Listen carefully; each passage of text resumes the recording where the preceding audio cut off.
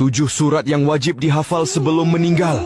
Sebelum bertemu dengan ajal, usahakan menghafal surat-surat ini.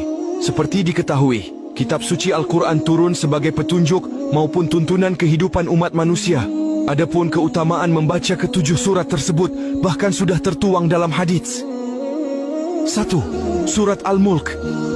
Ada suatu surat dari Al-Quran yang terdiri dari 30 ayat dan dapat memberikan syafaat bagi yang membacanya sampai dia diampuni, yaitu surat Al-Mulk. Hadis riwayat Imam Tirmidzi. 2. Surat Al-Kahfi.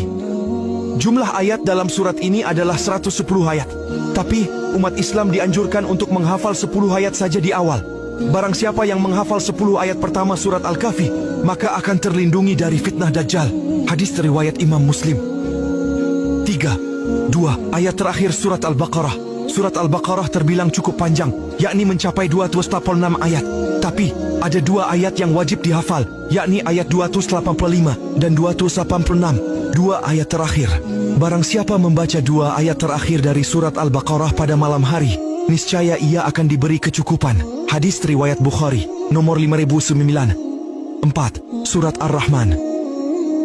Menghafal surat Ar-Rahman membawa manfaat yang tidak main-main. Memiliki arti yang maha pemurah. Surat ini terdiri dari 78 ayat. Menurut riwayat Imam Ja'far, siapapun yang membaca surat Ar-Rahman dan meninggal dunia, kematiannya seperti mati syahid.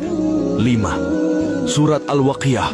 Rasulullah Shallallahu Alaihi Wasallam pernah bersabda mengenai surat Al-Waqiah ini. Apabila seseorang membaca surat Al-Waqiah pada tiap malam, maka Allah tidak akan menimpakan kemiskinan kepadanya. 6. Ayat kursi. Dalam hadis riwayat Ubay bin Ka'ab diterangkan bahwa ayat kursi menjadi ayat paling agung di dalam kitab suci Al-Quran.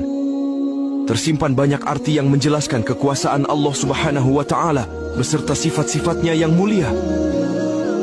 Rasulullah Shallallahu Alaihi Wasallam bersabda, sesungguhnya segala sesuatu pasti memiliki punuk, dan punuknya Al-Quran adalah surat Al-Baqarah, yang di dalamnya terdapat penghulu dari ayat-ayat suci Al-Quran.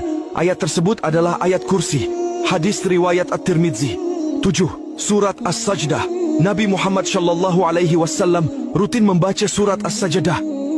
Hadis riwayat Imam Ahmad mengatakan, Nabi tidak akan tidur sampai beliau membaca Alif Lam Mim Tanzil, As-Sajdah, dan Tabarakalladzi biyadihil mulk, Al-Mulk. Wallahu alam bisyawab.